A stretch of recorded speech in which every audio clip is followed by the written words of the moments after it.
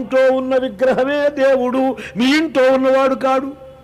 భక్త సంఘాలు ఉన్నాయి ప్రపంచంలో.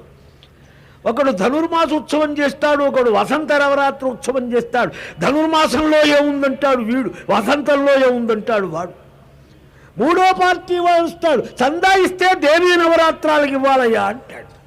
కోరి తస్వదీయ. కాబట్టి ఇది భక్త్యా కాదు, వికారం. భేద బుద్ధి ఎక్కడ ఉందో అది అజ్ఞానం అండి, ఎప్పుడైనా అంతే. సర్వము పరమేశ్వరుడు అనుకోవాలి. అది లింగం కాదు, చతుర్భుజ శంఖచక్రాలు కావు, చిహ్నాలు కావు. సర్వవ్యాపకమైన సత్యజ్ఞానానంద విలక్షణమైన పరబ్రహ్మతత్వం గాలిలో ఉంది, భూమిలో ఉంది, ఆకాశంలో ఉంది. సర్వము ఆయన యందున్నది.